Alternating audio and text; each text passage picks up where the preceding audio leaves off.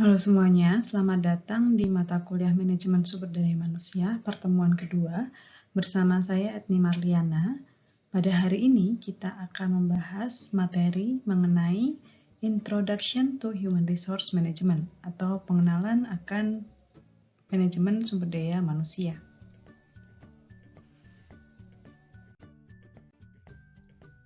Kita akan membahas dulu beberapa konsep terkait dengan manajemen sebelum kita masuk ke dalam manajemen sumber daya manusia. Konsep yang pertama di sini adalah mengenai organisasi. Nah, apa itu organisasi?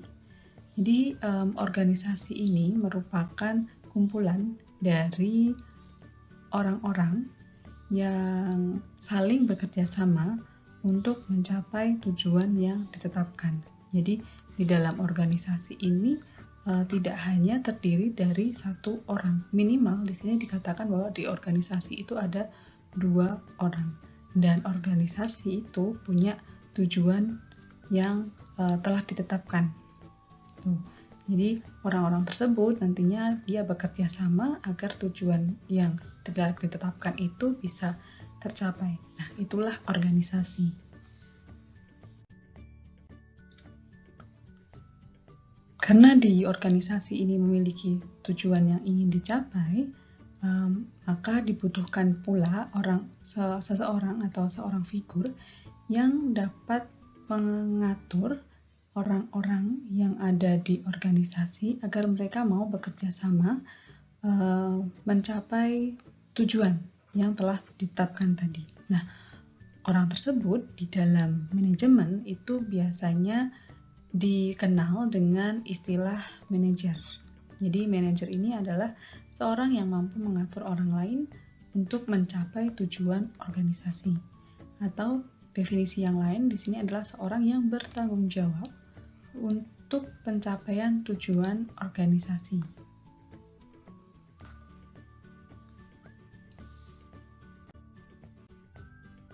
Kemudian konsep lain yang perlu kita ingat kembali itu adalah fungsi utama dari manajemen. Jadi biasanya fungsi utama manajemen ini terbagi menjadi 5 kategori. Ada planning, kemudian ada organizing, ada staffing, leading, dan juga controlling. Kita akan membahas satu persatu di sini.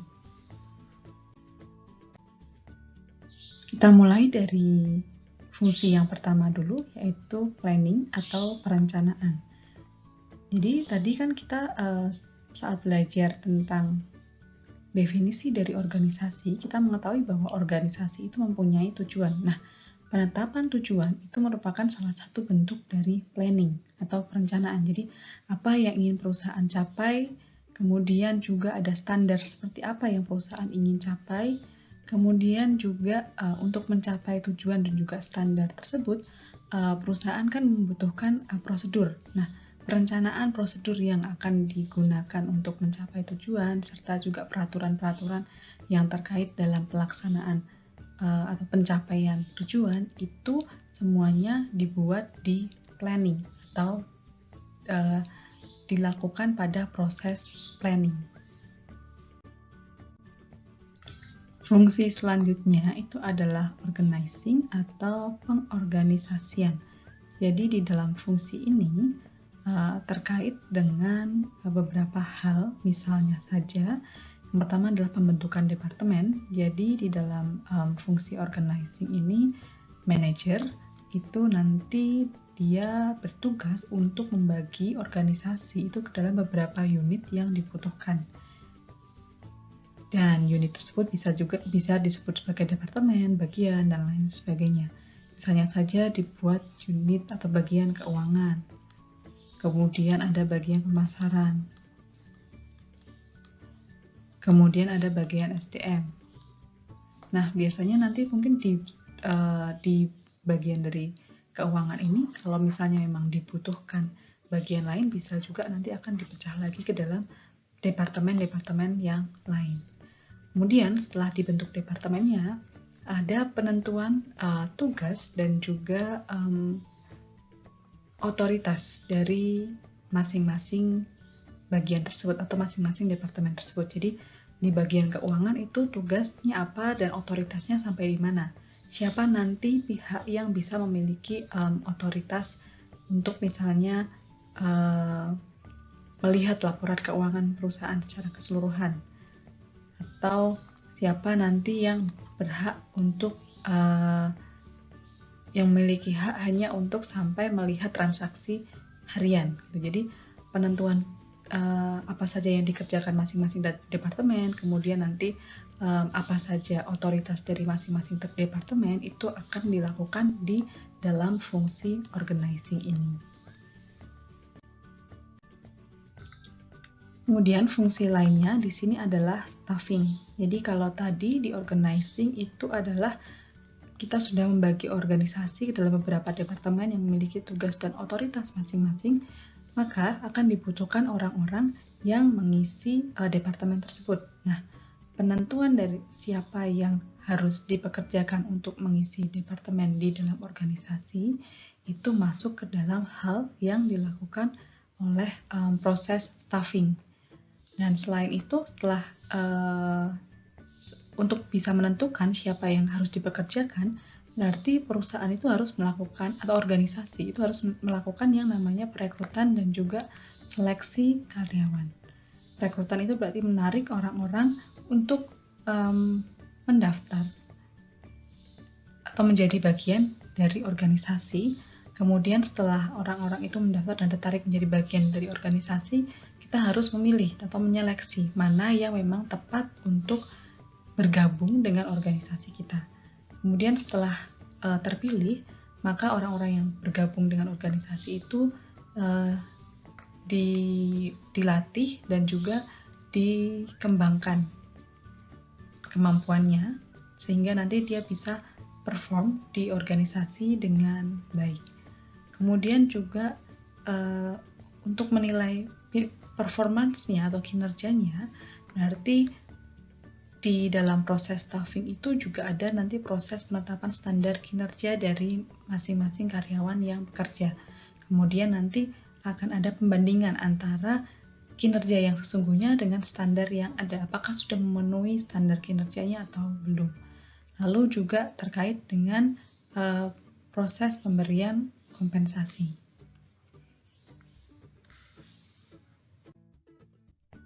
Kemudian, fungsi manajemen yang lain di sini adalah leading atau melakukan fungsi untuk memimpin.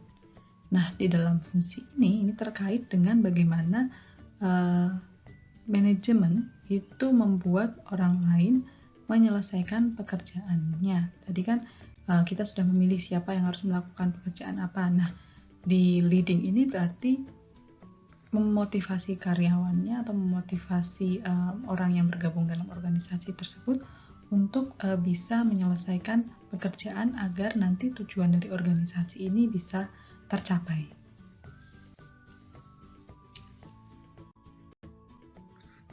Kemudian fungsi yang terakhir dalam manajemen itu adalah controlling. Jadi di dalam fungsi ini yang dilakukan itu biasanya adalah membandingkan antara standar dengan pencapaian. Jadi membandingkan standar yang telah perusahaan atau organisasi miliki dengan kinerja yang sesungguhnya dari karyawan maupun dari organisasi secara keseluruhan. Nah, untuk itu sebelum kita bisa membandingkan berarti kan perlu dibuat dulu standarnya. Nah, standarnya di sini kalau karyawan tadi ya berarti terkait dengan standar kinerja karyawannya. Kemudian bisa juga standarnya di sini dilihat dari standar kualitas, misalnya barang atau jasa yang diproduksi. Kemudian juga mungkin terkait juga dengan kuantitas atau jumlah barang yang diproduksi. Jadi kalau ada standarnya, controlling itu akan lebih mudah karena kita tinggal membandingkan, aslinya atau performance aslinya itu pencapaiannya adalah sekian. Nah, dibandingkan dengan standarnya, apakah itu sesuai standar atau tidak. Kalau tidak sesuai standar, berarti ada hal-hal yang harus ditingkatkan. Kemudian, tapi kalau misalnya sudah sesuai standar, berarti itu juga merupakan hal-hal yang harus dipertahankan.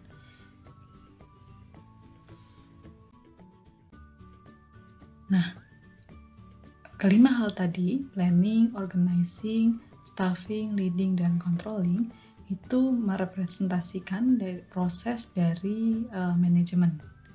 Jadi dari mulai perencanaan, kemudian pengorganisasian, membagi organisasi dalam beberapa bagian, kemudian staffing berarti pengelolaan sumber daya manusia yang ada di situ, kemudian juga leading berarti bagaimana mengarahkan sumber daya manusia yang ada di dalam organisasi untuk mencapai tujuan, bagaimana memotivasi mereka, lalu ada controlling, membandingkan antara standar dengan kinerja yang sesungguhnya.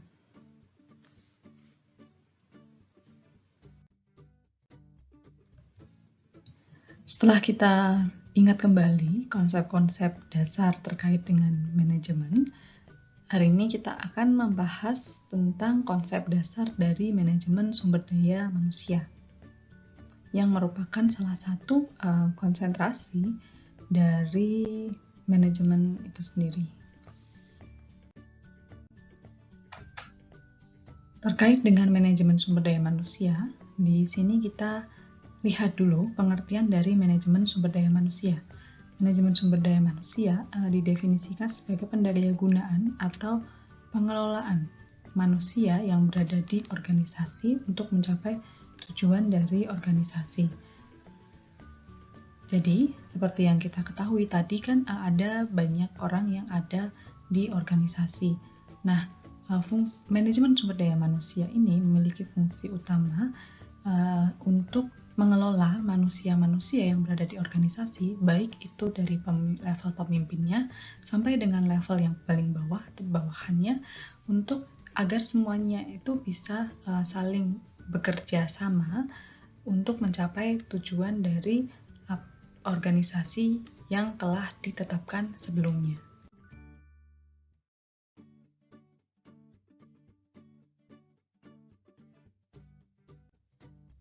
Selanjutnya, di sini kita akan membahas ruang lingkup dari manajemen sumber daya manusia.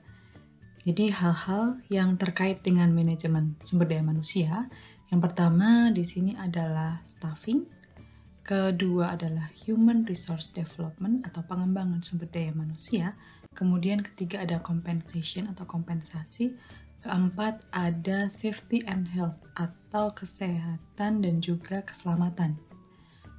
Kemudian yang kelima ini adalah employee and labor relation atau hubungan kerja karyawan. Kemudian ada yang terakhir adalah performance management. Kita akan mulai membahas satu persatu dari masing-masing ruang lingkup manajemen sumber daya manusia berikut ini. Kita mulai dari lingkup yang pertama, yaitu staffing. Jadi staffing ini tadi sebenarnya kita sudah bahas dalam fungsi dari manajemen.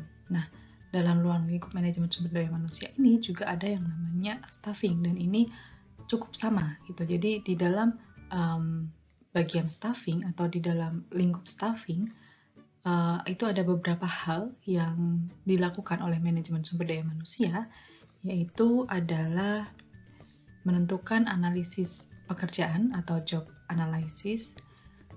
Jadi pekerjaan apa saja yang dilakukan oleh masing-masing departemen, kemudian selanjutnya dia akan merencanakan kebutuhan karyawan. Jadi berapa sih orang yang dibutuhkan untuk melakukan pekerjaan yang telah dibagi-bagi oleh organisasi.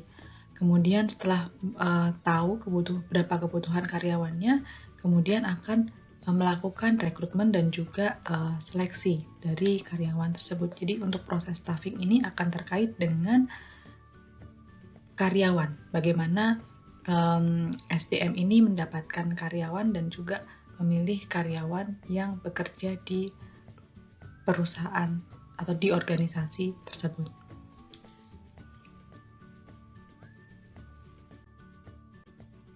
Kemudian lingkup yang kedua di sini adalah human resource development atau pengembangan sumber daya manusia.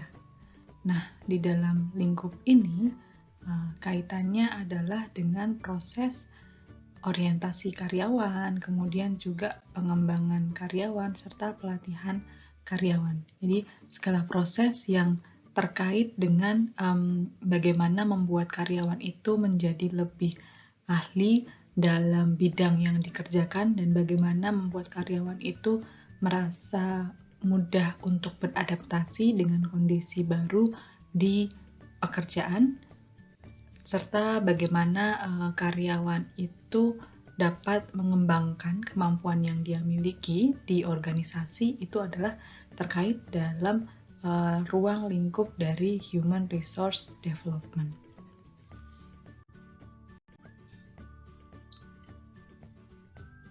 Untuk lingkup MSDM yang selanjutnya itu adalah kompensasi. Jadi di dalam kompensasi ini yang dibahas itu meliputi bagaimana nanti cara organisasi itu memberikan imbal balik atau kompensasi kepada karyawan yang telah bekerja di organisasi tersebut. Ini berapa jumlah kompensasi yang tepat diberikan, kemudian juga cara pemberian kompensasinya seperti apa, kemudian juga bentuk dari kompensasi itu apa saja yang harus diberikan kepada karyawan. Nah, di sini ada beberapa contoh pembagian kategori dalam kompensasi. Jadi ada kompensasi finansial, ada kompensasi non finansial. Kemudian kompensasi finansial di sini ada yang namanya kompensasi finansial langsung, ada juga yang kompensasi finansial tidak langsung. Lalu ada benefit gitu, atau ini benefitnya itu bisa masuk dalam kategori kompensasi non finansial.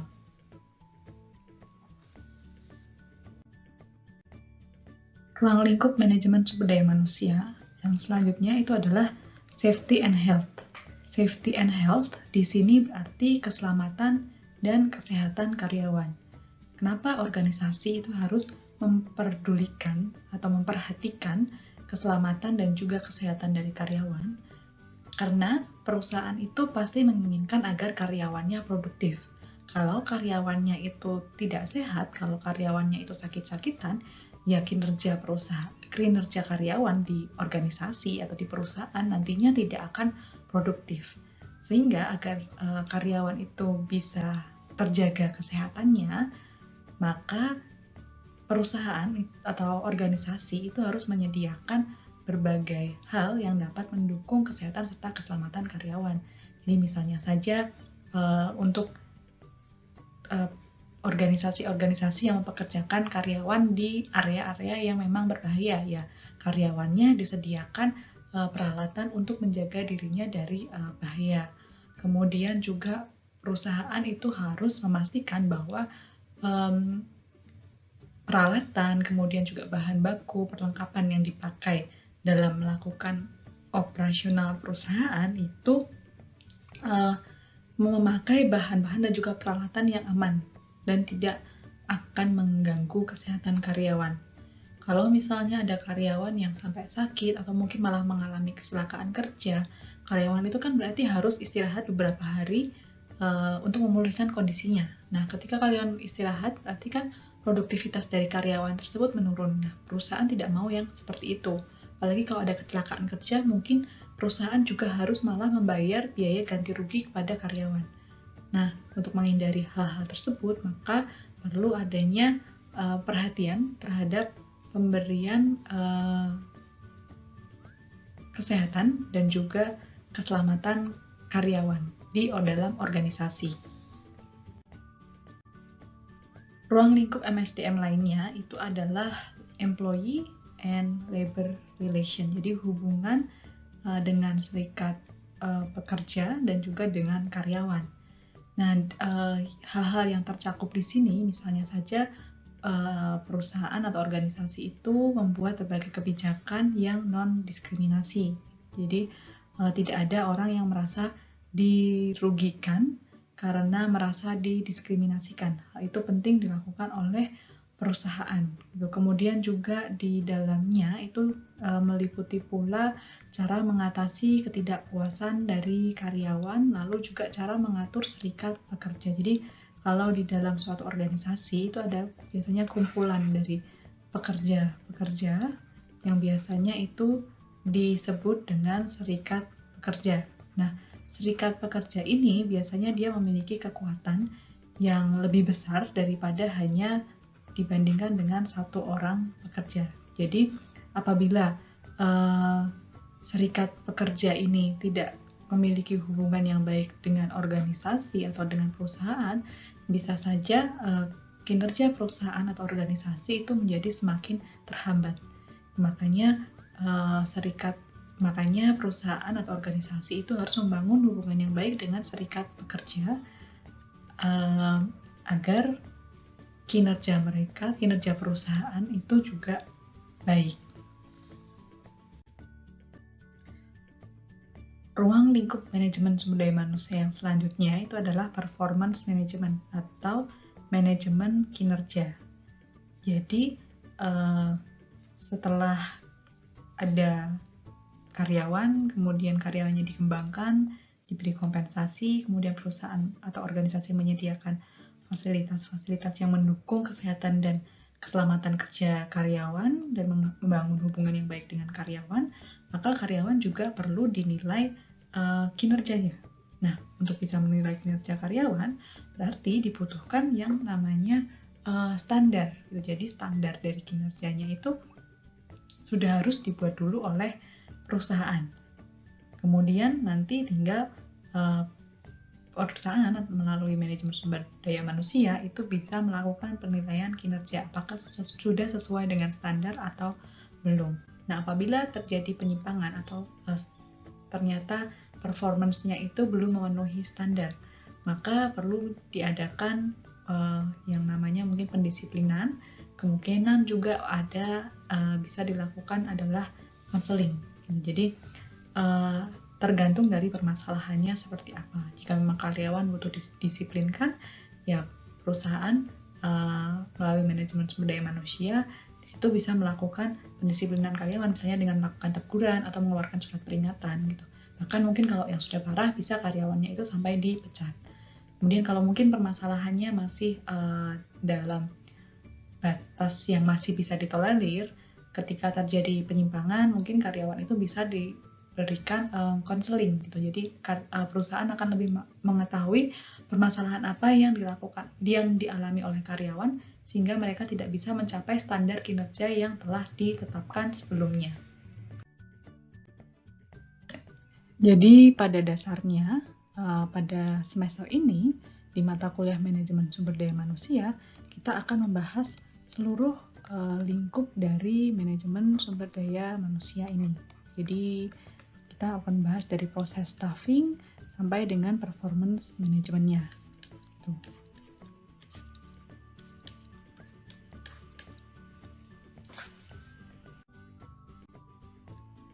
Selanjutnya kita bahas pentingnya belajar manajemen sumber daya manusia. Mungkin kalian ada pertanyaan gitu ya, mengapa sih saya harus belajar manajemen sumber daya manusia? Padahal nanti saya itu pengennya masuk konsentrasi keuangan gitu. Jadi kan saya nggak butuh pengetahuan tentang manajemen sumber daya manusia.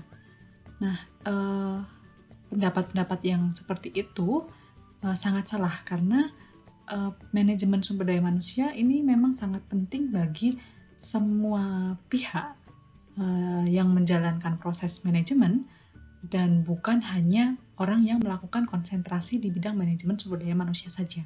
Kenapa? Yang pertama di sini adalah karena semua manajer itu pasti nantinya akan berhubungan dengan orang lain. Jadi misalnya kalian bekerja sebagai orang yang bergerak di bidang finance pun, kalian tetap butuh ngerti sumber daya manusia atau manajemen sumber daya manusia. Kenapa? Karena kalian nanti tetap akan berhubungan dengan orang lain. Apalagi ketika kalian berada di posisi atas gitu kan. Kalian harus mengkoordinasi anak buah kalian. Nah, pengetahuan tentang manajemen sumber daya manusia ini akan sangat bermanfaat bagi kalian untuk mengkoordinasi anak buah kalian yang mungkin berada di bidang finance.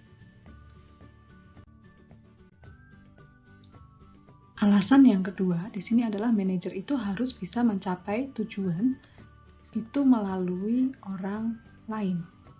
Jadi apabila ada seorang manajer yang mengerjakan semua tugasnya itu sendiri, bukan dikerjakan melalui orang lain, maka itu adalah contoh manajer yang tidak baik. Karena manajer itu dia harus bisa mengelola orang-orang yang ada di bawahnya untuk bisa bekerja sama mencapai tujuan.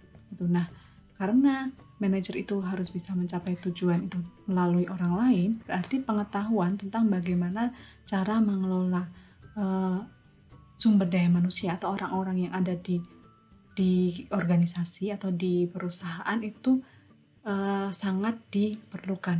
Nah, dasar tentang bagaimana cara pengelolaan orang-orang yang ada di karyawan itu dipelajarinya ya adanya di manajemen sumber daya manusia. Karena di manajemen sumber daya manusia nanti akan kita belajar bagaimana agar cara membuat orang itu bisa bekerja secara produktif, bagaimana cara orang itu juga bekerja dengan termotivasi gitu. Apa sih yang memotivasi karyawan untuk bekerja? Jadi apakah diberikan kompensasi atau mungkin diberikan penghargaan atau apa yang dicari orang dari bekerja itu. Kemudian juga nanti untuk mencapai tujuan itu kan butuh orang-orang yang bisa bekerja dengan baik. Nah, bagaimana memilih orang yang bisa bekerja dengan baik untuk organisasi tersebut, memilih orang yang tepat untuk organisasi tersebut. Nah, itu kan dipelajarinya di manajemen sumber daya manusia. Sehingga walaupun mungkin kalian nantinya itu tidak berkecimpung langsung di bidang manajemen sumber daya manusia, tapi ketika kalian menjadi seorang pemimpin, pengetahuan tentang manajemen sumber daya manusia ini menjadi sangat penting. Kemudian alasan yang ketiga ini adalah mungkin saja seseorang itu menjadi manajer sumber daya manusia untuk usaha yang dia bangun sendiri. Jadi mungkin kalian sudah punya cita-cita, kalian pengen punya bisnis. Nah, kalau kalian pengen punya bisnis, berarti tadi kalian kan bekerja sebagai pemimpin di organisasi gitu kan. Nah, berarti kalian harus bisa mengelola bawahan-bawahan kalian di bisnis kalian sendiri. Sehingga pengetahuan tentang manajemen sumber daya manusia ini juga akan sangat baik apabila bisa diterapkan di organisasi atau di usaha yang kalian buat atau kalian bangun sendiri. Kemudian alasan terakhir di sini adalah manajemen sumber daya manusia ini dapat membantu manajer menghindari permasalahan personalia. Jadi apabila manajemen sumber daya manusia ini dapat diterapkan dengan baik di perusahaan, maka manajer ini dapat menghindari berbagai permasalahan yang mungkin muncul dari karyawan atau dari orang-orang yang ada di organisasi tersebut. Nah, permasalahan personalia ini apa saja? Kita akan bahas di slide selanjutnya. Permasalahan personalia yang ingin dihindari selama menjadi manajer, misalnya saja di sini adalah kinerja yang tidak maksimal. Manajer dan juga organisasi pasti menginginkan agar karyawan yang bekerja untuk mereka itu bekerja secara maksimal.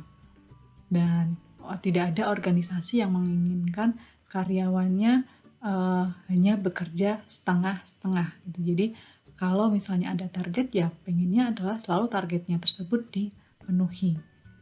Gitu. Jadi kalau ada kinerja yang tidak maksimal, ini merupakan salah satu bentuk permasalahan yang perusahaan harus segera atasi. Kemudian permasalahan lainnya itu adalah permasalahan memilih orang yang salah untuk melakukan pekerjaan. Jadi mungkin ada orang yang sebenarnya kualitasnya itu bagus, tapi karena dia di tempat yang salah atau berada di bagian yang salah, akhirnya kinerja dia itu tidak baik. Nah, untuk menghindari hal-hal yang seperti itu, maka dibutuhkan pengetahuan tentang manajemen sumber daya manusia, khususnya tentang bagaimana memilih orang yang tepat untuk bergabung ke organisasi dan juga memilih orang yang tepat untuk bisa mengerjakan pekerjaan tertentu. Gitu. Jadi sehingga kalau kita sudah memilih orang yang tepat untuk mengerjakan suatu pekerjaan, diharapkan kinerja karyawan yang tidak maksimal ini bisa dihindari. Kemudian permasalahan lain yang ingin dihindari oleh manajer itu adalah tingkat turnover karyawan yang tinggi. Turnover itu adalah tingkat seberapa banyak orang yang meninggalkan atau keluar dari perusahaan. Jadi kalau semakin banyak karyawan yang keluar dari perusahaan, akibatnya adalah biaya yang dikeluarkan oleh perusahaan itu akan semakin tinggi. Jadi kenapa? Karena perusahaan harus melakukan perekrutan karyawan lagi, kemudian seleksi karyawan lagi, kemudian juga harus melakukan pelatihan. Jadi biayanya ini cukup tinggi sehingga manajer itu sebisa mungkin menjaga agar tingkat turnover karyawan ini tetap rendah. Nah, bagaimana cara menjaga turnover karyawan ini rendah? Ya berarti manajer itu harus punya kemampuan sumber daya manusia untuk menjaga agar karyawannya itu tetap merasa enggan untuk berpindah karena dia sudah merasa nyaman di perusahaan tersebut. Jadi bisa karena dia sudah memiliki kompensasi yang baik di perusahaan tersebut, bisa juga karena dia memiliki posisi yang bagus di perusahaan tersebut, karena dia bekerja di bidang yang memang disukai di perusahaan tersebut, bisa juga mungkin karena alasan-alasan lainnya. Jadi pengetahuan sumber daya manusia itu menjadi sangat penting untuk bisa menekan angka turnover karyawan. Selain itu, manajer juga tidak ingin mendapatkan permasalahan di pengadilan karena misalnya adanya tindak diskriminasi dan praktek kerja yang tidak aman. Jadi perusahaan dan juga manajer itu nggak mau dituntut kalau misalnya ada kecelakaan kerja atau mungkin ada orang yang merasa didiskriminasikan di dalam perusahaan. Nah, oleh karena itu perusahaan dan melalui manajer itu harus bisa membuat berbagai kebijakan yang tidak mendiskriminasikan orang-orang dari golongan tertentu serta memberikan lingkungan kerja yang aman dan menjaga kesehatan dari karyawannya. Nah, kedua hal tersebut itu merupakan hal-hal yang menjadi lingkup dari manajemen sumber daya manusia.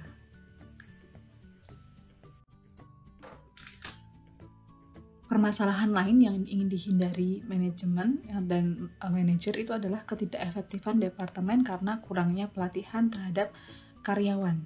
Jadi walaupun misalnya kerjanya itu di bidang tadi keuangan gitu kan. Nah, kalau orang-orang di bidang keuangan itu tidak memiliki kemampuan yang baik untuk menjalankan software di bidang keuangan yang dipakai di perusahaan, ya nanti di bidang keuangan itu kinerjanya juga tidak akan baik. Oleh karena itu perlu adanya pelatihan gitu kan. Nah, tadi pelatihan itu kan masuk juga dalam ruang lingkup manajemen sumber daya manusia. Jadi di sini menjelaskan bahwa memang manajemen sumber daya manusia itu sangat dibutuhkan di berbagai macam lini yang ada di perusahaan atau organisasi. Permasalahan lain yang ingin dihindari itu adalah ketidakadilan yang dirasakan oleh karyawan. Ketidakadilan ini bisa mungkin berasal dari ketidakadilan kompensasi, mungkin juga berasal dari ketidakadilan perlakuan yang dilakukan oleh seseorang terhadap orang lainnya yang ada di perusahaan. Nah, berarti dengan demikian dibutuhkan pengetahuan bagaimana cara melakukan atau membuat kebijakan yang adil bagi seluruh karyawan. Jadi misalnya kalau kompensasi ya berarti harus mengetahui bagaimana cara memberikan kompensasi yang adil bagi seluruh karyawan agar nanti tidak terjadi rasa saling iri antar karyawan. Kemudian juga perlu adanya sebuah kebijakan perlakuan yang sama dan tidak diskriminatif, dan itu semua dibahasnya itu adalah dalam ruang lingkup manajemen sumber daya manusia.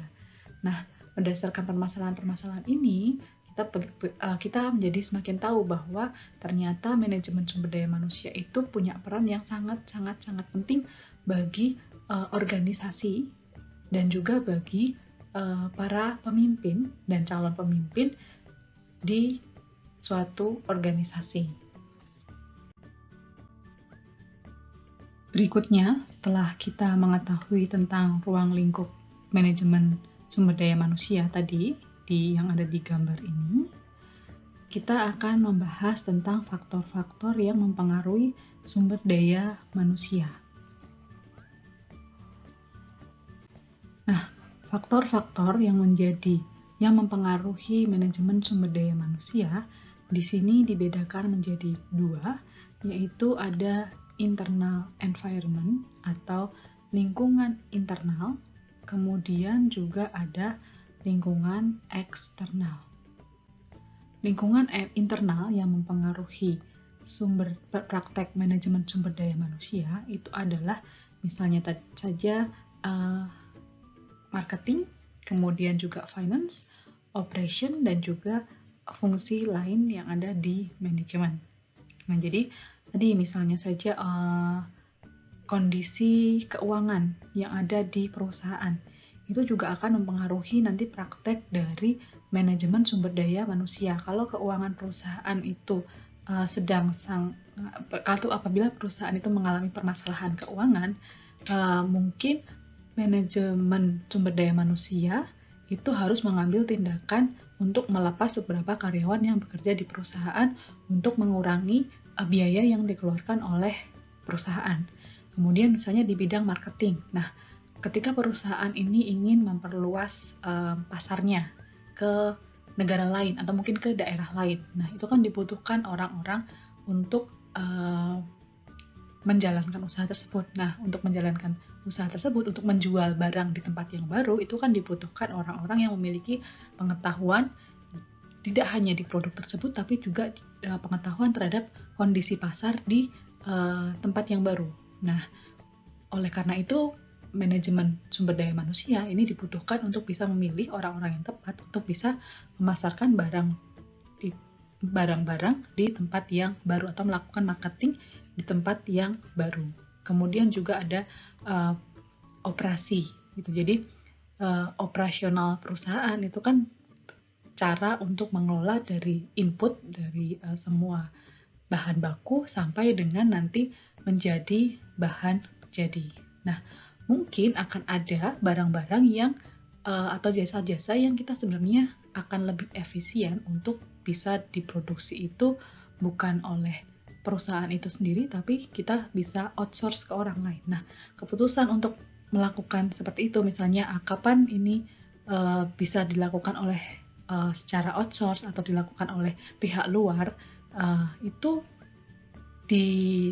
diambilnya itu harus juga berkoordinasi dengan bidang sumber daya manusia gitu. Jadi kalau memang dirasa untuk memproduksi barang tersebut atau melakukan jasa tersebut dirasa lebih efektif menggunakan jasa dari dalam perusahaan, ya berarti perusahaan bisa tetap rekrut karyawan untuk bekerja di perusahaan tersebut. Tapi kalau memang dirasa lebih efektif untuk dilakukan orang luar, ya perusahaan berarti harus membuat keputusan untuk merekrut orang tersebut dari luar, misalnya saja dengan outsourcing gitu. Jadi untuk hal ini akan kita bahas nanti lebih lanjut di bab-bab selanjutnya. Kemudian juga mungkin area fungsional yang lain itu juga akan mempengaruhi bagaimana praktik MSDM di dalam organisasi tersebut.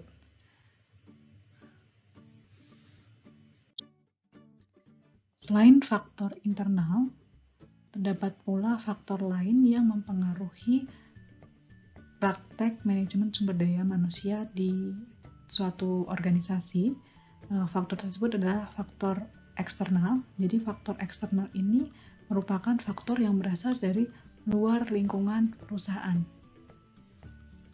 Nah, karena dia berasal dari luar lingkungan perusahaan, maka perusahaan itu tidak memiliki kekuasaan untuk mengatur hal tersebut. Jadi ini faktor-faktor yang berada di luar kendali dari perusahaan tersebut. Misalnya saja di sini ada faktor legal consideration atau pertimbangan hukum, kemudian ada labor market atau pasar tenaga kerja, kemudian society atau masyarakat, government policies, unions, shareholders, competition, customer, teknologi, ekonomi, dan juga unanticipated events. Jadi Kita akan bahas satu persatu faktor eksternal ini dan juga beberapa contohnya. Faktor eksternal yang mempengaruhi manajemen sumber daya manusia di perusahaan yang pertama di sini adalah legal consideration atau pertimbangan hukum. Jadi terdapat banyak sekali perundang-undangan dan juga peraturan dari pemerintah yang mengatur tentang ketenaga kerjaan dan perusahaan itu harus memenuhi peraturan perundang-undangan tersebut atau harus memiliki kebijakan yang sama dengan peraturan perundangan tersebut untuk menjalankan kebijakan manajemen sumber daya manusianya. Beberapa contoh undang-undang yang kemarin menjadi sorotan itu adalah Undang-Undang Cipta Kerja. Misalnya saja di sini kita lihat ada beberapa poin yang memang menjadi sorotan baik bagi pengusaha maupun juga bagi karyawannya. Nah, apabila memang terjadi update atau peraturan baru di perundang-undangan, maka organisasi itu juga harus melihat perubahan apa yang terjadi dalam perundang-undangan tersebut. Jadi misalnya di sini dikatakan untuk hal pemotongan waktu istirahat. Jadi di dalam Undang-Undang Cipta Kerja ini menghapus cuti panjang 2 bulan per 6 tahun. Jadi kalau di undang-undang lama itu ada cuti panjang 2 bulan setelah karyawan itu bekerja di perusahaan yang sama. Nah, di perundang-undangan yang baru ini, di Undang-Undang Cipta Kerja, hal itu tidak lagi ada gitu, jadi dihapuskan gitu. Jadi tidak lagi wajib bagi perusahaan untuk memberikan cuti panjang bagi karyawan yang telah bekerja selama lebih dari 6 tahun di perusahaan tersebut. Nah, perusahaan pun akhirnya bisa memilih apakah dia ingin juga menghapus kebijakan tersebut dan juga atau tetap akan memberikan kebijakan tersebut untuk karyawannya gitu. Karena libur panjang itu kan salah satu bentuk kompensasi yang diberikan kepada karyawan dari perusahaan. Nah, kalau misalnya libur panjangnya itu dihapus, apakah nanti dampaknya kepada performance karyawan gitu? Apakah nanti performance karyawannya akan menurun atau tetap sama saja, dan kemudian juga pengaruhnya kepada biaya perusahaan seperti apa, itu harus dipertimbangkan kembali. Sehingga selain kita memperhatikan faktor yang dari luar, selain kita perusahaan itu memenuhi hukum yang berlaku di suatu negara, perusahaan itu juga harus melihat dampaknya bagaimana pelaksanaan hukum tersebut ke dalam operasional internal perusahaan itu sendiri.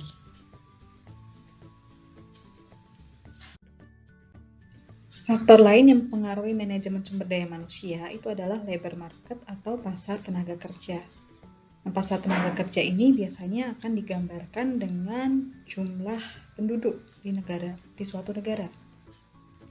Jadi, semakin tinggi jumlah penduduk di suatu negara, maka pasar tenaga kerjanya juga semakin besar. Kenapa? Karena banyak orang yang bisa bekerja gitu. Nah, sehingga di sini ketersediaan pasar tenaga kerja ini dijadikan dasar dalam pembuatan kebijakan manajemen sumber daya manusia. Utamanya ini kaitannya adalah dengan pemberian kompensasi. Selain itu juga terkait dengan proses rekrutmen dan proses seleksi. Siapa yang akan dipekerjakan di perusahaan. Ketika ada banyak jumlah penduduk, tadi dikatakan ya bahwa berarti kan banyak pasar tenaga kerjanya, banyak tersedia orang-orang yang bisa bekerja di suatu perusahaan, sehingga lebih mudah perusahaan untuk melakukan rekrutmen, menarik orang-orang untuk tertarik mendaftar bekerja di organisasi tersebut. Nah, karena banyak yang mendaftar, maka perusahaan pun akan juga lebih mudah mencari kriteria mana yang sesuai dengan standar perusahaan atau melakukan proses seleksi. Dan juga karena banyaknya pilihan, itu maka kompensasi yang diberikan pun bisa menjadi lebih murah. Kenapa?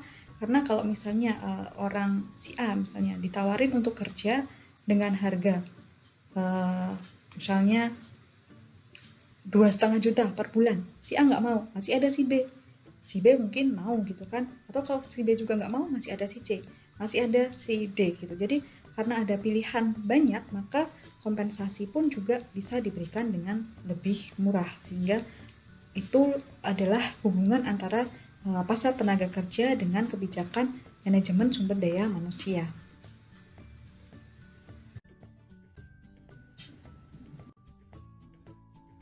Faktor eksternal yang berikutnya itu adalah society atau masyarakat. Ini masyarakat ini dapat menjadi pengawas bagi perusahaan agar dapat diterima di masyarakat. Perusahaan itu berarti harus bertindak sesuai dengan norma yang berlaku di masyarakat. Nah, ini ada contoh dari Unilever Indonesia. Jadi beberapa waktu yang lalu di sekitar bulan Juni tahun 2020 dikatakan bahwa Unilever Global itu mendukung komunitas LGBTQI gitu. Jadi Unilever itu kan bukan dari Indonesia. Unilever itu dia berasal dari Inggris. Nah, kalau kalian mengikuti perkembangan berita secara global, kalian tahu bahwa di Eropa dan juga di Amerika itu dukungan terhadap kelompok LGBTQI ini semakin meningkat. Jadi perusahaan-perusahaan pun yang berada di Amerika dan di Eropa, mereka mulai menerapkan kebijakan manajemen sumber daya manusia yang tidak mendiskriminasi kelompok tersebut. Memastikan agar kelompok tersebut mendapatkan perlakuan yang sama dengan orang-orang yang berada di luar kelompok tersebut. Salah satunya adalah Unilever Global, gitu kan. Dan karena Unilever Global ini menyatakan dukungannya, itu pun berdampak pada Unilever Indonesia. Gitu. Di luar negeri, terutama di Amerika, kebijakan manajemen Unilever untuk mendukung kelompok LGBTQI itu akan sangat didukung ketika dia berada dalam masyarakat yang memang normanya pada saat ini sudah mendukung kelompok-kelompok tersebut. Namun di Indonesia sendiri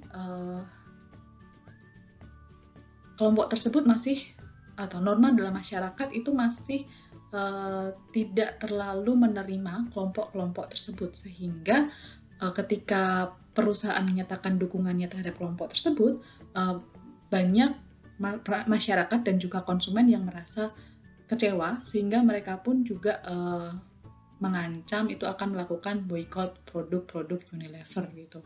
Nah, oleh karena itu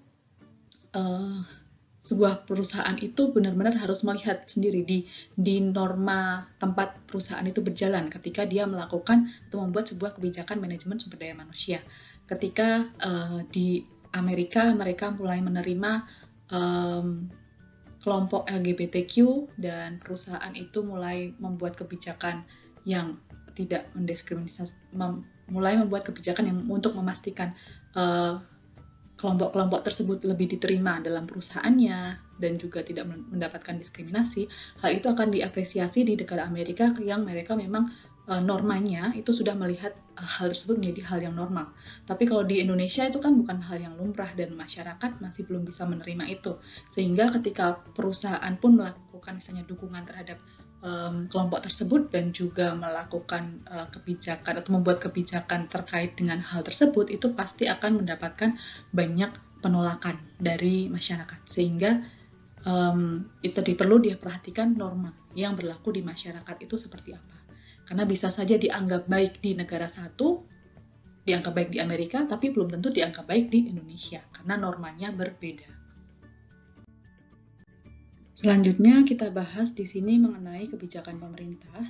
Jadi kebijakan pemerintah ini nantinya harus dijadikan dasar oleh organisasi untuk menyusun kebijakan MSDM yang berlaku di perusahaan. Jadi apa yang dilakukan di perusahaan itu harus sesuai dengan apa yang ditetapkan oleh pemerintah. Contohnya misalnya ada peraturan pemerintah tentang upah minimum regional. Ya, berarti perusahaan tersebut harus memenuhi peraturan upah minimum regional ketika membayar gaji kepada karyawannya. Apabila tidak, berarti ya perusahaan ini melanggar peraturan dari pemerintah gitu. Jadi misalnya ada perusahaan yang berada di Jakarta, kemudian ada perusahaan yang ada di Kudus. Nah, di Jakarta dan di Kudus ini kan UMR-nya akan berbeda.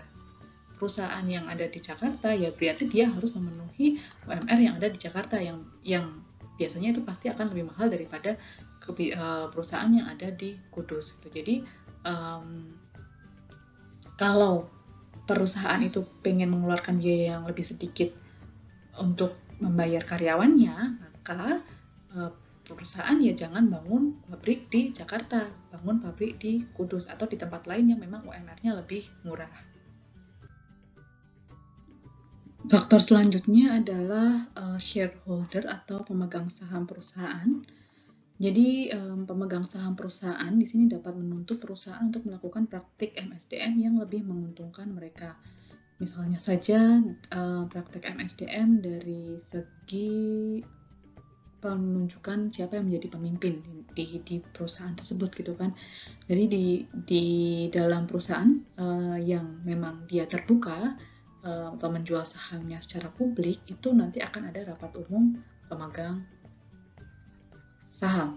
Nah, di rapat umum pemegang saham ini bisa diambil keputusan misalnya terkait dengan siapa yang menjadi dewan komisaris dan dewan direksi dari perusahaan tersebut. Nah, sebagai pemegang saham perusahaan, mereka itu bisa menentukan misalnya dewan komisaris atau direksi yang memang dekat dengan mereka. Gitu. Apabila satu orang memiliki saham yang sangat banyak di perusahaan, maka dia bisa mengambil keputusan atau membuat keputusan yang memang lebih menguntungkan orang tersebut dengan cara misalnya dia memilih dewan komisaris dan direksi yang dekat secara personally dengan mereka, atau mungkin dia dapat menempatkan saudaranya di dewan komisaris atau di dewan direksi.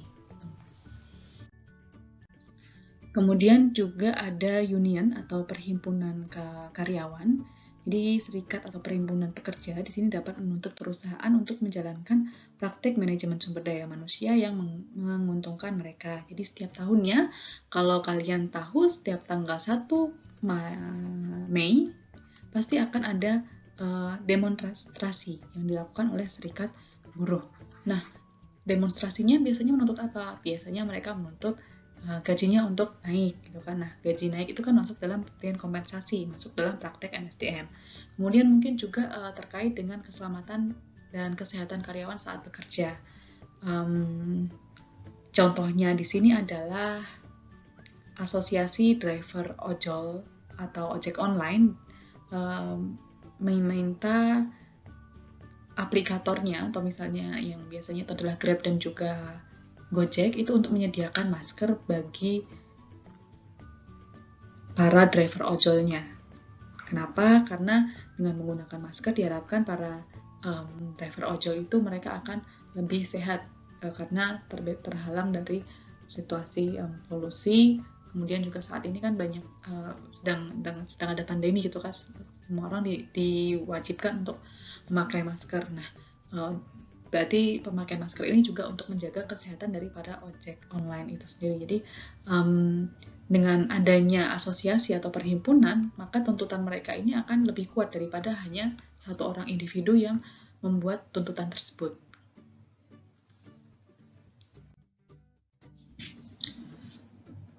Kemudian faktor eksternal lainnya adalah kompetisi. Jadi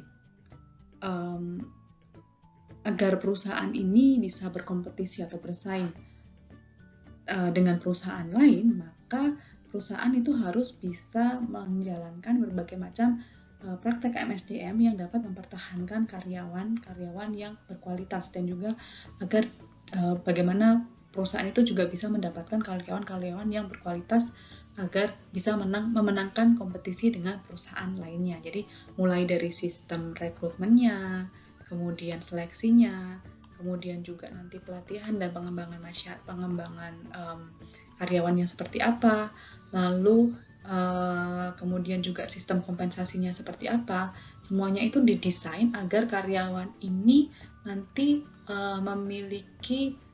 motivasi dan juga semangat dalam bekerja dan juga kemampuan yang baik untuk meningkatkan kinerja dan juga performance dari perusahaan itu sendiri.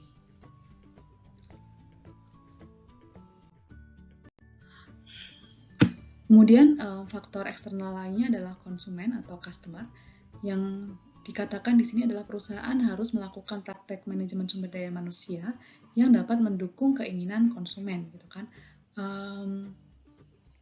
Maksudnya di sini adalah kalau kita pengen melayani konsumen yang kelasnya adalah menengah ke atas, berarti ya kita harus menyediakan karyawan yang memang bisa melayani pasar tersebut gitu. Jadi kalau misalnya kalian membuka usaha hotel gitu kan, hotel bintang 5. Hotel bintang 5 yang tinggal di situ para CEO perusahaan, kemudian juga para pejabat, kemudian juga orang-orang berpengaruh gitu kan. Nah, untuk bisa memberikan kualitas pelayanan yang baik kepada mereka, ya dibutuhkan karyawan-karyawan yang memiliki kualitas yang baik gitu. Kemudian mungkin juga kadang karyawannya mungkin juga yang menginap di hotelnya itu tidak hanya pejabat-pejabat dari Indonesia saja, tapi juga pejabat-pejabat asing. Ya berarti karyawan kita itu nantinya harus merupakan karyawan-karyawan yang bisa berbahasa asing. Berarti kita praktek MSDM-nya harus menyediakan misalnya pelatihan bahasa asing, kemudian peningkatan bahasa asing bagi karyawan kita. Kemudian juga dari seleksi masuknya kita mungkin sudah bisa menyeleksi orang-orang yang memang bisa dan lancar berbahasa asing. Jadi tergantung jenis konsumen kita, itu akan tergantung jenis konsumen yang kita sasar itu seperti apa, itu akan mempengaruhi bagaimana kita menyediakan karyawan untuk bisa memenuhi ekspektasi atau harapan dari konsumen tersebut. Faktor eksternal lainnya di sini adalah teknologi. Jadi teknologi ini dapat mempengaruhi berbagai macam praktik manajemen sumber daya manusia. Misalnya saja dalam hal pengawasan karyawan. Nah, pengawasan, salah satu bentuk pengawasan di perusahaan itu kan apakah karyawan datang tepat waktu atau tidak. Zaman dulu mungkin belum ada teknologi fingerprint, absen dengan sidik jari gitu kan, sehingga orang masih bisa titip absen gitu. Jadi diabsenkan temannya dulu, kemudian baru dia datang setelahnya gitu kan. Nah tapi kalau sekarang sudah ada teknologi fingerprint, sehingga untuk mengawasi karyawan apakah mereka datang tepat waktu atau tidak itu sudah tidak lagi dilakukan secara manual, tapi sudah menggunakan mesin, sehingga tidak mengurangi kesempatan bagi orang-orang yang ingin berbuat curang gitu. Jadi kalau fingerprint kan nggak mungkin titip absen gitu kan. Titip absen berarti jarinya yang dipotong gitu kan. Nah itu kan nggak mungkin. Sehingga itu adalah salah satu contoh bagaimana teknologi ini mempengaruhi praktek MSDM. Kemudian juga teknologi lainnya itu misalnya kita lihat dari perkembangan teknologi untuk perbankan. Saat ini teller itu sebenarnya fungsinya itu sudah mulai tergantikan oleh banyak aplikasi yang bisa dikeluarkan oleh bank dan juga digantikan oleh mesin ATM. Jadi mau buka rekening itu bisa beberapa rekening itu dibuka langsung dari aplikasi. Kemudian juga mau ngambil uang bisa ngambil dari ATM.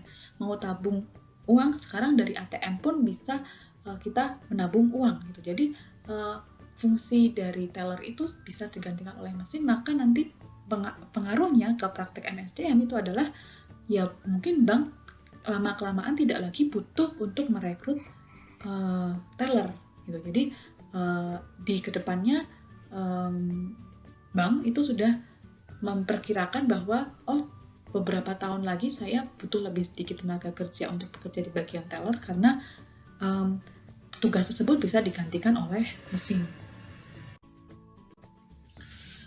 Kemudian kondisi eksternal lainnya di sini adalah kondisi ekonomi dari suatu negara tersebut. Jadi perubahan kegiatan ekonomi ini dapat mempengaruhi praktek manajemen sumber daya manusia di perusahaan. Misalnya saja ketika kondisi perekonomian sedang baik, maka akan sulit bagi perusahaan itu untuk merekrut calon tenaga kerja baru yang berkualitas. Kenapa? Karena saat kondisi perekonomian sedang baik itu berarti banyak orang yang sudah bekerja. Nah, karena banyak orang yang sudah bekerja, orang-orang yang bagus itu pasti akan dipertahankan oleh perusahaan. Nah, berarti kalau membutuhkan tenaga kerja baru, ya perusahaan kan harus mencari dari orang yang belum bekerja gitu kan. Nah, orang yang belum bekerja ini biasanya dia adalah sisa-sisa, mungkin kualitasnya kurang bagus dibandingkan orang yang sudah bekerja. Namun ketika kondisi perekonomian turun, biasanya akan terjadi banyak pengurangan tenaga kerja sehingga banyak orang yang menganggur. Bahkan mungkin orang-orang yang berkualitas itu juga bisa menganggur. Sehingga perusahaan itu bisa lebih mudah untuk mendapatkan tenaga kerja yang berkualitas karena dia bisa memilih dari banyak tenaga kerja yang tersedia. Lalu ada juga unanticipated event atau kejadian yang tidak terduga. Jadi terdapat kejadian-kejadian yang tidak terduga yang dapat mempengaruhi praktek MSDM gitu kan. Seperti misalnya kejadian yang tidak terduga itu adalah corona ini kan. Karena adanya corona maka terjadi pemutusan hubungan kerja atau terjadi perumahan terhadap banyak karyawan. Contohnya di sini adalah maskapai penerbangan Hong Kong, dia mem-PHK banyak pekerjanya karena pandemi ini orang jadi jarang bepergian lewat pesawat dengan menggunakan pesawat sehingga keuntungan perusahaan menurun, operasional perusahaan juga menurun sehingga yang dilakukan perusahaan itu adalah dia mem-PHK karyawan untuk mengurangi biaya yang dikeluarkan oleh perusahaan. Nah, mengurangi karyawan itu kan juga masuk dalam lingkup manajemen sumber daya manusia. Selanjutnya, dalam manajemen sumber daya manusia itu ada yang namanya adalah human resource planning atau perencanaan sumber daya manusia. Nah, perencanaan sumber daya manusia ini didefinisikan sebagai sebuah proses estimasi yang sistematis mengenai permintaan atau kebutuhan dan juga penawaran internal dan eksternal tenaga kerja di suatu organisasi pada waktu tertentu. Jadi dalam perencanaan sumber daya manusia ini, perusahaan itu harus bisa mengatur arus tenaga kerja agar tetap baik dan efisien.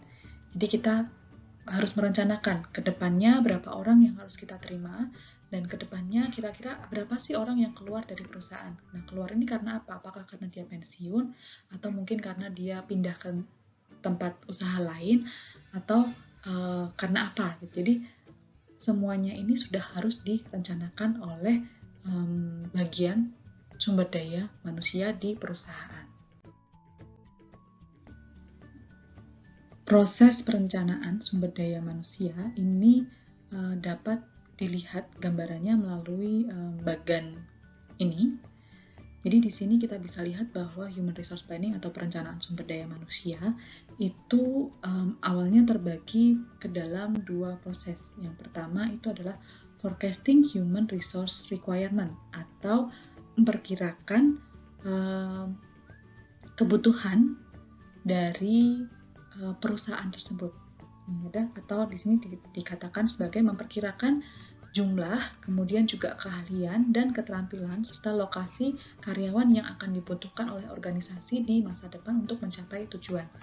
Jadi di perencanaan sumber daya manusia ini kita harus memperkirakan misalnya 5 tahun ke depan kita mau usaha kita berkembang seperti apa. Untuk mencapai usaha tersebut, kita butuh berapa orang karyawan. Misalnya, 5 tahun ke depan, kita pengen ekspansi ke pasar baru di tempat yang belum pernah kita sasar sebelumnya. Misalnya, kalian awalnya mau buka usaha cuma di Kudus, kemudian kalian mau 5 tahun ke depan ini, kalian mau buka cabang atau buka anak perusahaan di Jogja. Gitu. Nah, untuk buka anak perusahaan di Jogja ini, berarti kan kalian butuh orang-orang yang mengisi anak perusahaan di Jogja. Nah, di sini kalian harus memperkirakan jumlahnya nanti berapa yang dibutuhkan untuk di anak perusahaan di Jogja. Kemudian keahliannya apa aja yang dibutuhkan. Kemudian juga keterampilannya seperti apa. Gitu. Nah,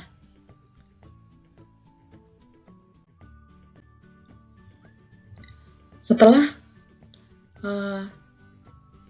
memperkirakan ke depannya itu membutuhkan jumlah, kemudian keahlian dan keterampilan yang seperti apa, yang selanjutnya dilakukan dalam human resource planning itu adalah forecasting human resource ability atau memperkirakan kemampuan sumber daya manusia yang ada. Dan di sini berarti kita harus memperkirakan apakah untuk 5 tahun ke depan ini perusahaan akan memperoleh untuk masa depan maksudnya, apakah perusahaan ini akan mendapatkan karyawan yang diharapkan. Kalau iya, itu sumbernya dari mana? Apakah dari internal atau dari eksternal? Tadi misalnya kita pengen buka anak perusahaan di Jogja gitu kan. Nah, untuk mengisi anak perusahaan di Jogja ini, kita harus memperkirakan apakah kita akan mendapatkan karyawan-karyawan itu dari internal perusahaan atau kita harus mengambil juga dari luar gitu. Jadi misalnya kita di Jogja butuh manajer. Manajernya ini kita ambil dari mana? Apakah kita ambil dari sekarang yang ada di Kudus, kita pindah ke Jogja, atau mungkin kita ambil dari luar gitu yang memang sekarang belum kerja, kita rekrut untuk menjadi manajer. Apabila dirasa memang dibutuhkan untuk mengambil dari luar, ya berarti kita harus mempersiapkan proses rekrutmen dan seleksinya seperti apa gitu. Tapi apabila kita mau mengambil memang orang yang berasal dari Kudus, yang mungkin sekarang masih dia pekerjaannya di Kudus ini jadi staff, tapi kemudian akan kita promosikan di Jogja sebagai manajer, ya berarti mulai dari sekarang kita harus mempersiapkan staff ini dengan berbagai macam pelatihan, kemudian juga pembekalan dan pengembangan diri agar nanti dia perform dengan baik menjadi manajer di Jogja.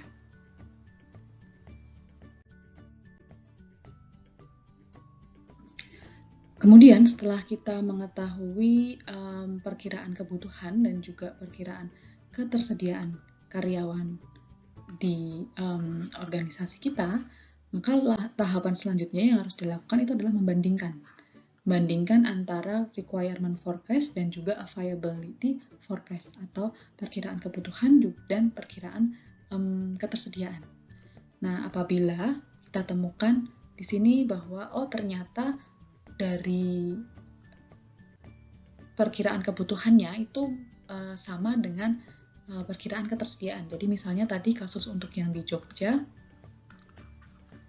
kita bisa memindahkan orang-orang yang ada di Kudus, ini kita bagi dua, separuh tetap kerja di Kudus, separuh dia pindah ke Jogja untuk melayani pasar di Jogja. Apabila kita bisa melakukan seperti itu, berarti kita tidak memiliki kekurangan tenaga kerja, sehingga untuk demand dan supply-nya atau permintaan tenaga kerjanya dan supply tenaga kerjanya ini sama, berarti kita tidak perlu melakukan aksi apapun. Namun apabila terjadi misalnya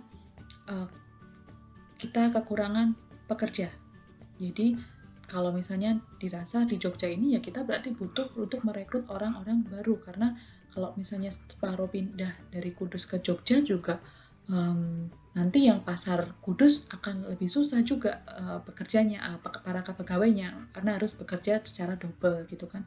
Sehingga untuk memenuhi ekspansi kita di Jogja, berarti kita butuh orang-orang lain yang berasal dari luar perusahaan untuk bisa bekerja di anak perusahaan kita di Jogja, sehingga kita butuh yang namanya rekrutmen dan juga selection. Kemudian untuk kasus lainnya, misalnya ternyata 5 tahun ke depan itu kita malah punya surplus pegawai. Jadi tadi kasusnya adalah di bank. Di bank itu trennya adalah sekarang itu mereka menggantikan manusia dengan teknologi mesin. Jadi untuk teller, posisi teller itu beberapa tahun ke depan pasti akan sangat berkurang. Nah, untuk kasus yang seperti ini berarti kalau kita sudah tahu bahwa kedepannya ternyata kita butuh lebih sedikit teller yang harus dilakukan oleh perusahaan, ya berarti mulai dari sekarang dia mengurangi perekrutan untuk posisi teller.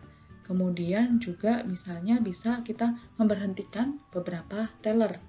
Kemudian juga merampingkan perusahaan, merampingkan struktur perusahaannya, jadi tellernya dikurangi, atau mungkin bisa juga bukan teller yang dikurangi, tapi bisa juga dari posisi lain yang dikurangi, nanti tellernya dipindah ke posisi lain tersebut. Jadi itu yang harus bisa dibaca oleh orang yang bergerak di bidang sumber daya manusia untuk memperkirakan, untuk merencanakan ke depannya perusahaan itu mau melakukan aksi apa. Apakah dia akan merekrut lebih banyak karyawan atau dia harus mengurangi karyawannya karena ternyata trennya pekerjaan manusia ini bisa digantikan dengan mesin.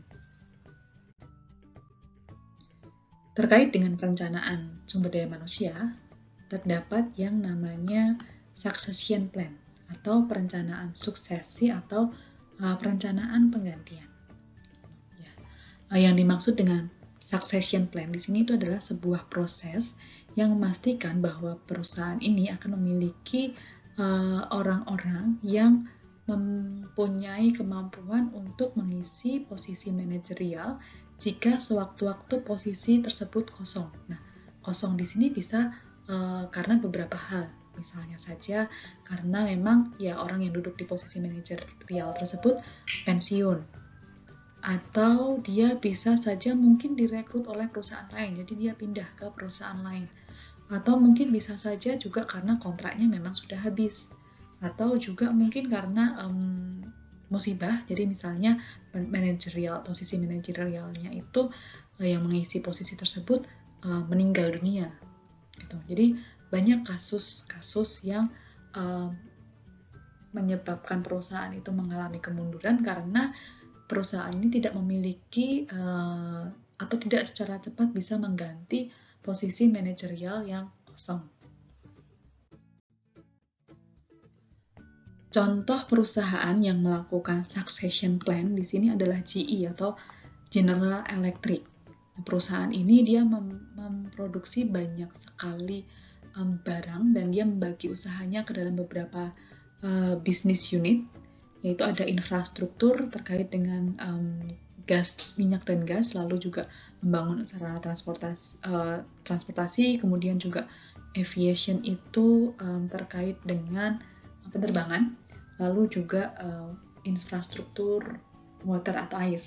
Kemudian juga dia bisnisnya ada di healthcare, jadi dia membuat berbagai macam peralatan untuk membantu proses atau membantu bidang kesehatan.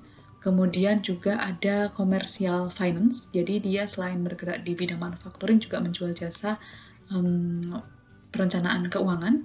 Kemudian juga ada dia masuk dalam bisnis pertelevisian, jadi ada NBC Universal, ini adalah salah satu stasiun TV di US. Kemudian juga ada GE Money, ini juga berarti dia masuk dalam ranah finance juga. Kemudian ada industrial, di sini berarti dia melakukan berbagai macam atau menjual berbagai produk yang memang dipakai oleh konsumen-konsumen yang bukan konsumen personally, tapi konsumen industri gitu, atau perusahaan lain gitu. Konsumennya adalah perusahaan gitu, jadi bukan konsumen akhir. Jadi dia menyediakan berbagai macam mesin untuk pabrik-pabrik lainnya. Nah, di GE ini dia memiliki program yang namanya adalah One Day Succession. Jadi di setiap unit bisnisnya, GE ini akan memiliki 2-3 orang yang siap mengisi posisi manajerial jika memang sewaktu-waktu dibutuhkan. Jadi misalnya di bidang healthcare, di unit healthcare ini misalnya sekarang posisi manajerialnya si CFO-nya, si financial officer-nya itu adalah si A. Dan ternyata si A ini dia kecelakaan meninggal dunia gitu. Nah, karena GE ini punya one day succession plan, dia sudah punya backup. Di sini ada si B, C, D yang memang dia sudah dipersiapkan untuk mengganti si A ini apabila ada apa-apa gitu. Nah, tadi berarti karena ada one day succession, berarti di sini dia bisa mengganti si A ini dalam waktu 1 hari. Jadi tidak ada kekosongan pemimpin. Karena kalau ada kekosongan pemimpin itu bisa mengganggu operasi di perusahaan, sehingga memang sangat dibutuhkan orang yang tepat dan juga cepat dalam proses penggantian posisi manajerial di perusahaan. Oleh karena itu, penting bagi perusahaan untuk mulai merencanakan suksesi atau pengganti dari orang-orang yang menduduki posisi-posisi penting di perusahaan itu. Untuk materi kita tentang pengenalan manajemen sumber daya manusia, materinya cukup sampai di sini dan saya ulang kembali tadi poin-poin apa saja yang sudah kita bahas. Yang pertama adalah ada pengertian dari MSDM, lalu ruang lingkup dari MSDM, lalu faktor yang mempengaruhi MSDM, tadi ada faktor internal dan juga faktor eksternal, lalu ada perencanaan SDM. Semoga kalian mengerti apa yang kita pelajari hari ini. Apabila ada yang masih kurang jelas, bisa ditanyakan melalui grup WA di kelas kita. Saya ucapkan terima kasih atas perhatiannya. Sampai jumpa kembali minggu depan.